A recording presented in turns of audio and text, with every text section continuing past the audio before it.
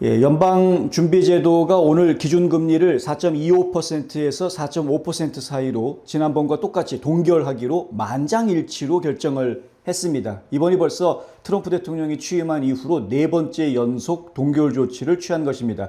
오늘 발표된 새로운 예측의 중간값을 보면은요, 여전히 연말까지 0.5%포인트의 금리 인하를 시사하고 있습니다. 지금 화면에 보시는 점도표가 바로 그것인데요. 지난번에 FOMC 회의, 5월 달에 FOMC 회의 끝나고 나서 발표됐던 점도표하고는 조금 달라졌습니다만 여전히 이렇게 지금 이쪽 부분에 가장 많은 숫자가 들어가 있죠. 여기 8개의 점이 찍혀져 있습니다. 그리고 두 번째로 많은 지점이 여기 7개의 점이 찍혀져 있는 바로 이 부분인데요. 이 7개의 점이 찍혀져 있는 바로 이 부분이 현재 금리입니다. 현재 금리. 4.25에서 4.5% 사이 현재 금리. 그런데 이것을 3.75에서 4% 사이로 내려야 한다. 연말까지는 하고 생각하는 분이 한 명 더 많은 상황인 겁니다. 현재 오늘 기준으로 그런 겁니다. 자, 총 19명의 위원들이 이 점도표를 표시를 하는데 그중에서도 가장 많은 8명이 올해 말까지는 3.75에서 4%로 낮춰야 된다. 무슨 얘기냐면 0.25%씩 두 번 정도는 더 낮출 수 있다라는 이야기. 올해 말까지는 그렇게 하겠다. 이쪽에 아직까지 무게가 실리고 있다라는 이야기입니다. 그런데 어떻게 될지 모릅니다. 왜냐하면 계속 동결해야 된다는 쪽도 여전히 늘어났기 때문에 그렇습니다. 왜냐하면 이 지점이 지난달에는 4명이었습니다. 지난달 4명이었던 것이 지금 7명으로 늘어난 겁니다. 그러니까 결국에는 동결해야 된다. 올해는 금리를 낮추면 안 된다라고 이야기하는 강경파 위원들이 늘어나고 있는 모습을 보여주고 있기 때문에 금리가 올 하반기에 낮아질 거다라는 전망이 아직까지 우세하기는 하지만 어찌 될지는 모르겠다. 좀 지켜봐야 된다. 이런 이야기입니다. 재미있는 것은 금리 한 번만 낮추자, 0.25% 한 번만 낮추자라는데 2명이 있고요. 아예 0.75% 낮추자라는데 2명이 더 있다라는 거죠. 그러니까 의견의 일치가 정확하게 다 되고 있지는 않은 상황. 중요하게 이야기할 수 있는 부분은 결론적으로 이야기하면 전체적으로 분위기가 현재보다는 내리는 쪽의 분위기가 훨씬 더 많다라는 거죠. 왜냐하면 0.25를 낮추던 0.75를 낮추던 이걸 다 합치면 12명이 되는 거니까요. 그러니까 12대 7로 지금 금리를 낮추기는 해야 된다라는 생각을 가진 분들이 더 많다라는 것은 확실해 보인다 이거죠. 연준은 보도자료를 냈습니다. 물가 상승률은 여전히 다소 높은 수준을 유지하고 있다면서 경제 전망에 대한 불확실성은 줄어들었지만 여전히 높은 수준이다 이렇게 지적을 합니다. 연준이 지금까지 주장해왔던 것은 관세 정책이 어떠한 물가에 영향을 줄지 알 수 없고 그 영향이 또 노동시장에 어떠한 영향을 줄지 예상하기가 어렵기 때문에 지금으로서는 금리를 움직이기가 어렵다라는 것이 연준의 주장입니다. 그런데 트럼프 대통령이 어제 그제 캐나다를 방문을 해서 G7 정상회담을 간 계기를 통해 영국과 확실하게 관세 협상을 마무리하는 서명을 했습니다. 영국과 일단 관세 협상이 마무리가 된 모습을 보면 대략적으로 예측을 할 수 있어야 하는데 명색의 전문가라고 이야기하는 연준 위원들이 아직도 예상할 수가 없다라고 지금 고개를 저리저리 흔들고 있는 모습을 보고 있는 것은 매우 안타깝다. 좀 너무 비겁해 보이는 거죠.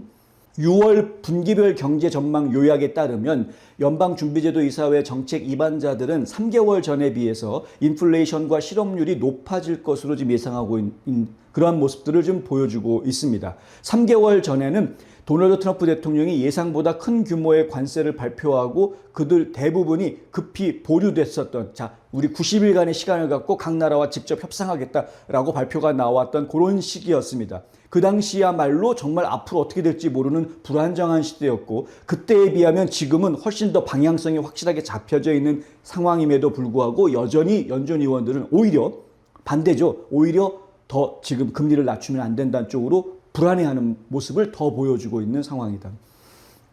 이러한 예측은 트럼프 행정부의 무역 및 기타 정책이 경제에 어떤 영향을 미칠지 그리고 어떻게 대응할 것으로 예상하는지에 대해서 정책 입안자들이 지금 추측하고 있는 트럼프 정책대로 하면 물가가 올라가고 경제가 나빠질 것이다라고 지금 연준 의원들이 추측을 하고 있다는 걸 보여주는 그런 모습이다라는 것이죠. 트럼프 대통령은 분명히 잠깐 그럴지 모르지만 이게 굉장히 좋은 것이다 라고 분명하게 계속해서 일관되게 이야기를 하고 있습니다만 지금 연준 위원들은 그렇게 생각하지 않고 있는 겁니다. 정책 입안자들은 향후 물가 상승률을 가늠하는 데 사용되는 근원 개인 소비 지출 물가 상승률 CPE라고 하는데요. 이것이 올해 3.1%에 이를 것으로 전망을 합니다. 연준 의원들은 항상 이 물가 상승률이 2%대에 내려와야 금리를 낮춘다라고 이야기했고, 현재 소비자 물가 지수는 2.4%대에 머물고 있습니다만은, 하지만 이것이 3% 이상 올라갈 것이다라는 것이 이제 연준 의원들의 예상이고요. 또 경제 성장이 올해 약해지게 될 것이고, 실업률은 4.5%로 높게 상승할 것으로 지금 의원들은 예상을 하고 있습니다. 이게 지금 3개월 전에 더 불안했던 때보다, 그러니까 불확실성이 높았던 때보다 오히려 연준 의원들은 경기가 더 나빠질 것으로 지금 예상하고 있는 모습이다. 트럼프 대통령은 조 바이든 전 대통령이 수년간 엄청난 정부 지출로 쌓인 막대한 부채를 갚는 데 도움이 되도록 연방준비제도 이사회가 금리를 낮춰줘야 한다라고 제롬 파웰 의장을 압박했었습니다. 그런데 지금 제롬 파웰 의장은 끝까지 버티고 있죠. 금리 낮추지 않겠다고. 트럼프 대통령은 파웰을 연방준비제도 이사회 의장으로 임명하라고 조언해 주었던 사람 바로 누구냐? 스티븐 무누친. 스티븐 무누친이 그 당시에 재무장관이었었는데요. 이 스티븐 무누친이 그렇게 해달라고 해주세요 해가지고 했는데 이게 뭐냐 이거죠. 파웰 의장이 바이든 인플레이션에 대처하기 위해서 인상했던 금리 이것을 인하해달라라고 이야기하는데 파웰이 어리석고 또 금리를 낮추는데 너무 늦었다라면서 본인이 연준 의장이었으면 훨씬 더 잘했을 것이다 라고 아주 뼈있는 농담을 던졌습니다. 농담이라기보다는 뭐 진담 같습니다. 제가 느끼기에는. 트럼프 대통령은 백악관 외곽에 국기개양대 설치 기념식을 오늘 가졌는데요. 이 백악관 밖에다가 이제 국기개양대를 큰 거를 2개를 만들었습니다. 오늘 그것에 대한 이제 기념식 행사가 있었고 그 자리에서 기자들한테 이제 이런 이야기를 합니다. 국기개양대를 만드는 행사보다는 오히려 다른 이슈에 더 기자들이 관심이 많았죠. 뭐 이란 전쟁 문제라든가 금리 문제라든가 뭐 이런 이슈에 훨씬 더 관심이 많았으니까 거기에 대한 질문들이 쏟아졌고요. 트럼프 대통령이 거기에 이제 답변을 합니다. 아마도 연준에 내가 가야 할 것 같다 이런 이야기를 했습니다. 오늘. 나 자신을 임명해도 될까? 이런 이야기죠. 파웰 내쫓아버리고 내가 연준 의장 해버릴까? 뭐 이런 이야기를 했던 겁니다. 나는 훨씬 더 잘할 수 있었을 것이다. 이렇게 이야기했습니다. 오늘 연준은 금리를 낮추지 않겠다라고 발표를 했죠. 그런데 트럼프 대통령은 그 발표가 나오기 전에 오늘 아침에 파웰은 너무 늦었다. 이렇게 이야기하면서 금리 인하를 한 번 더 압박했습니다. 물론 트럼프 대통령의 압박이 먹혀 들어가진 않았습니다만 나는 무엇을 하고 있는지 알고 있다. 솔직히 연준에 어리석은 사람이 하나 있다. 오늘은 아마 인하하지 않을 것이다. 뭐 아무리 압박해도 금리 인하 안 할 것이다라고 트럼프 대통령도 이미 알고 있었던 거죠. 유럽은 10번이나 했는데 유럽 중앙은행 10번 연속 금리 인하 조치했습니다. 그런데 우리는 하지 않았다. 그리고 그는 정치적인 사람인 것 같다. 파웰한테 이렇게 직격탄을 날리는 겁니다. 난 모르겠다. 그는 똑똑한 사람은 아니지만 나라에 엄청난 대가를 치르고 있는 정치적인 사람이다. 정치적으로 지금 금리를 판단하고 있기 때문에 정치적인 판단에 의해서 결국 국민들이 고생하고 있다는 이야기를 하고 있는 겁니다. 그래서 내가 할 일은 알다시피 그가 약 9개월 후에 퇴직하는데 그는 그래야만 한다. 9개월 뒤면 임기가 끝납니다. 내년 5월로 임기가 끝나는데요. 그때 되면 확실하게 이제 몰아내겠다라는 이야기고요. 연임시키지 않겠다는 거죠. 그는 다행스럽게도 해고당할 것이다 라고 트럼프는 이야기했습니다. 트럼프는 애초에 파웰 의장을 연준 의장으로 임명하도록 조언했던 무누친 장관의 말을 들었던 게 실수다라고 이야기합니다. 나는 그를 다시 임명하지 않을 것이고 바이든이 그를 다시 임명했다. 있죠. 트럼프 대통령은 파웰을 임명할 생각을 사실 하지 않았었는데 바이든이 예상외로 트럼프가 임명했던 파웰을 계속 연준 의장으로 한 번 더 임명을 해서 한 번 더 임기를 치르게 된 거죠. 그래서 지금 내년 5월까지 임기가 보장이 되어져 있는 상황입니다. 파웰이.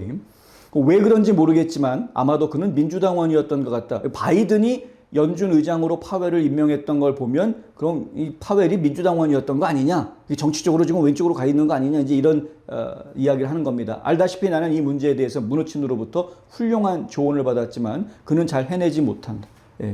분명히 무누친은 파웰이 잘할 거다라고 강력 추천을 했는데 그런데 정작 제대로 못하고 있다는 겁니다. 트럼프 대통령은 자신의 행정부가 바이든 시대의 기록적인 인플레이션을 없앴기 때문에 금리를 인상할 이유가 없다라고 이야기합니다. 물론 금리 인상은 하지 않겠지만 어쨌든 바이든 때문에 인플레이션이 9%까지 치솟게 되니까 연준이 금리를 올렸던 거였습니다. 아주 급하게 올렸습니다.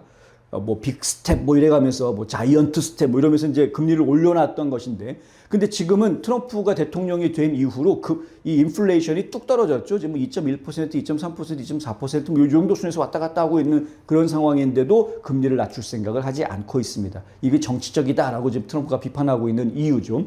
트럼프에 따르면 금리를 낮추면 미국 부채에 대한 이자로 약 1조 달러를 절약할 수 있다고 합니다. 트럼프가 주장하고 있는 부분은 뭐냐면 연준이 기준금리를 2.5%포인트 더 낮춰야 할 거다라고 이야기하는 겁니다. 만약에 2.5%포인트 금리를 더 낮추게 되면 그러면 8천억 달러, 7천억 달러에서 8천억 달러 정도를 절약할 수 있게 된다고 합니다. 굉장히 큰 액수입니다. 왜냐하면 8천억 달러라는 돈은요, 그건 1년 국방 예상비하고 비슷한 돈입니다. 그런데 아무런 대가도 없이 아무런 조치도 필요 없이 그냥 단 하나 금리를 낮추기만 하면 이 엄청난 자금을 절약할 수 있다. 트럼프 대통령이 하는 이야기입니다. 트럼프는 연준이 어쨌든 주기적으로 금리를 변경할 수 있는 권한이 있지 않느냐라는 이야기를 하죠. 지금 인플레이션이 낮으니까 일단 금리를 낮췄다가 만약에 인플레이션이 높아지면 또다시 금리를 높이면 되는 거 아니냐, 이렇게 이야기하는 겁니다. 틀린 얘기가 아니지 않습니까? 어차피 FOMC 회의는 한 달에 혹은 두 달에 한 번씩 계속해서 갖게 돼 있는 건데, 그럼 FOMC 회의할 때마다 금리가 인플레이션이 높아지면 금리를 올리면 되고 인플레이션이 떨어지면 금리 낮추면 되고 유동적으로 움직여주면 되는 것인데 왜 그렇게 하지 않고 똥꼬집을 부리느냐 이거죠. 지금 현재 내 말은 인플레이션이 거의 없다라는 이야기다라고 트럼프는 재차 강조합니다. 내가 취임했을 때 인플레이션은 많았었다, 높았다. 우리는 슬리피 조 바이든과 함께 우리나라 역사상 가장 높은 인플레이션을 4년 동안 겪었다. 그리고 슬리피 조는 자신이 도대체 무엇을 하고 있는지 몰랐다. 트럼프 대통령이 하는 이야기입니다. 그렇죠? 뭐 치매 할아버지였으니까 본인이 뭘 알고 있었던 상황이 아니었던 겁니다. 그래서 우리나라 역사상 가장 높은 인플레이션을 기록했다. 그리고 내가 당선됐을 때 사람들이 내가 무엇을 하고 있는지 알고 있었기 때문에 인플레이션이 떨어지기 시작했다. 인플레이션이 높아졌던 것은, 물가가 올라갔던 것은 결국은 조 바이든 행정부 시절에 조 바이든이라는 대통령은 어차피 정신 못 차리고 헬레벌레 하고 있으니까 결국은 이 장사꾼들이 자기네들의 이익을 더 늘리기 위해서 결국 가격을 높였던 상황이었다라는 이야기입니다. 트럼프 대통령이 직접 그렇게 말하지는 않았습니다만 그 말의 의미는 그런 의미라는 것이죠. 그런데 트럼프 대통령이 되니까 야, 우리가 이런 장난질을 쳤다가는 오히려 더 망가지겠구나, 나중에 큰일을 당할 수 있으니까 스스로 알아서 야, 트럼프가 대통령 됐댄다, 우리가 여태까지 잘 처먹고 헤쳐먹던 것을 이제 멈춰야 될 때가 됐다 하고 스스로가 낮추게 됐다. 그래서 물가가 안정이 된 이유가 그것 때문이다, 이렇게 트럼프가 이야기하고 있는 겁니다. 직접 대놓고 말을 그렇게 하지는 않았습니다만 이 맥락의 의미는 그러한 의미입니다. 트럼프 대통령은 기본적으로 규제를 풀어주고 세금을 줄여주는 그러한 정책을 펼치는 것이죠. 그 세금과 규제를 줄여주게 됨으로써 기업들은 부담이 줄어들기 때문에 원가가 절감되는 효과를 얻을 수 있으니까 결국은 물가를 낮출 수 있게 되죠. 특히 에너지 정책, 에너지 비용이 줄어들게 되기 때문에 트럼프가 정권을 쥐면서, 그러니까 결국은 원가가 줄어들게 되고 물가도 따라서 줄어들게 될 수밖에 없는 겁니다. 이러한 흐름들을 이미 기업들은 다 알고 있기 때문에 그 안에서 어떤 장난을 칠 수 있는 기회들이 줄어들게 된 것이죠. 어찌됐든 간에 트럼프 대통령의 이러한 주장이 있음에도 불구하고 연준은 끝까지 금리를 내리지 않았다. 트럼프 대통령은 나는 이 사람들보다 훨씬 더 잘한다, 그렇게 정치적이라고 생각하지는 않는다, 그가 나를 싫어하는 것 같지만 괜찮다, 그는 그래야만 한다. 지금 파웰 얘기를 하는 겁니다. 파웰은 트럼프 싫어해야만 한다, 뭐 이런 식의 말을 트럼프가 합니다. 나는 그를 온갖 말로 괴롭히고 뭔가를 하도록 설득하려고 노력한다, 이렇게 이야기했고요. 파웰이 못된 사람이든 좋은 사람이든 그게 상관은 없고, 중요한 것은 이자에 대한 트럼프의 아이디어, 논리를 이해하지 못한다라고 파웰을 아주 이해력이 떨어지는 사람으로 이야기합니다. 우리는 우리의 짐을 실어줄 수 없는 많은 유럽 국가들보다 더 많은 이자를 지불하고 있다. 파웰이 트럼프의 요청에 반하는 움직임을 보여서 미국인들에게 수천억 달러의 손해를 입히고 있다. 이렇게 트럼프가 지적을 하는 겁니다. 연방 기준금리의 기준금리를 낮춰줌으로 해서 결국은 국민들이 지출하는 지출 비용을 줄여주는 그것이 전체 국가에 큰 이익이 될 수 있는 부분인데 그것을 하지 않고 있기 때문에 이거는 기회비용을 지금 날리고 있는 거나 마찬가지인 상황이 된 것이죠. 트럼프 대통령은 매우 슬픈 일인데 내가 할 일은 아주 단기적으로 6개월, 7개월, 8개월 동안 기다릴 수밖에 없겠다라고 이야기합니다. 이 사람 나가고 금리를 크게 낮춘 다음에 그 다음에 장기적으로 가야 되겠다. 이 이야기는 저희한테 상당히 시사하는 바가 큽니다. 이게 무슨 얘기냐면요. 제롬 파웰이 연준 의장으로 있는 한은 적어도 8개월, 9개월 정도가 될 그 기간 동안에는 어차피 금리를 낮추기 그런 것 같다라고 트럼프가 포기하는 듯한 말을 하는 겁니다. 그 상황에서는 결국은 단기적으로는 지금 모든 국민들이 고금리의 고통을 당할 수밖에 없겠구나. 좀 절망적인 이야기를 하고 있는 겁니다. 금리 문제와 관련해서. 파웰이 나가고 나면 그제서야 금리를 내리고 우리가 장기적으로 안정적인 미국의 황금기를 가져올 수 있게 될 것 같다. 그전에는 어려울 것 같다. 이 얘기를 지금 하고 있는 겁니다. 트럼프 대통령이. 왜냐하면 우리나라가 잘하고 있기 때문에 부채에 대한 식욕이 엄청나기 때문이다. 이렇게 설명을 했습니다. 이게 무슨 얘기냐면요. 부채에 대한 식욕이 엄청나다. 에피타이트가 엄청나다. 이 이야기가 뭐냐면 넉넉하다라는 거죠. 아직은 미국 경제가 아직은 넉넉하기 때문에 빚을 더 져도 된다라는 그런 이야기입니다. 빚을 더 지고라도 어떻게든 미국 경제가 그냥 가려고 한다라는 그런 이야기를 하고 있는 겁니다. 금리를 낮춰준다고 하면 빚을 더 지더라도 부담이 줄어들게 될 텐데 이 싼 이자의 돈을 빌릴 수 있는 거니까. 그런데 금리를 계속 높게 함으로써 비싼 이자의 돈을 빌려야 하는데도 불구하고 그렇게 되면 물가 상승이 아니라 그렇게 되면 여러 기업들이나 정부나 다 부담이 될 수밖에 없는 상황임에도 불구하고 하지만 그것을 견뎌낼 수 있을 만큼 지금 정부도 국민들도 잘 하고 있기 때문에 그렇기 때문에 이거 그냥 이 상태로 그냥 갈 수밖에 없겠다. 많은 분들이 올 하반기에 금리가 인하될 것을 기대하고 있습니다. 기대해 왔습니다. 그런데 앞서서 저희가 보도해드린 것처럼 지금 연준 의원 19명 중에서 원래 4명만 지난달까지는 4명만 현재 금리를 계속 고정해야 된다라고 주장을 했던 것이 7명으로 늘어났습니다. 현재 금리를 계속 유지해야 된다. 금리 낮추면 안 된다가 7명이 된 겁니다. 그래서 지금 12대 7, 아직까지는 금리를 내리지 않은 사람이 조금 더 많은 게 분명한 사실이긴 합니다만 이게 시간이 조금 더 지나서 만약에 이란, 이스라엘 전쟁 이게 더 확대가 된다거나 미국이 이란과의 전쟁에 직접 참여한다거나 여러 가지 변수들이 생기게 되면 금리를 정말 내릴 수 없는 상황이 자꾸 연속될 수밖에 없겠죠. 올 하반기에 금리가 내려갈 것이라는 기대가 지금 점점 흐릿해져 가고 있는 느낌을 강하게 받습니다. 특히 트럼프 대통령이 오늘 아침에 했던 발언을 놓고 이야기를 하자면 그러면 올 하반기에 금리가 내려갈 것으로 예상하는 그 예상을 깨는 듯한 인상을 제가 강하게 받고 있습니다. 올해 말까지는 진짜 어렵겠구나. 적어도 내년 상반기까지만 해도 고금리의 고통이 계속 있을 수 있겠구나. 이거 대비해야 될 것 같은데 라는 생각이 드는 대목입니다.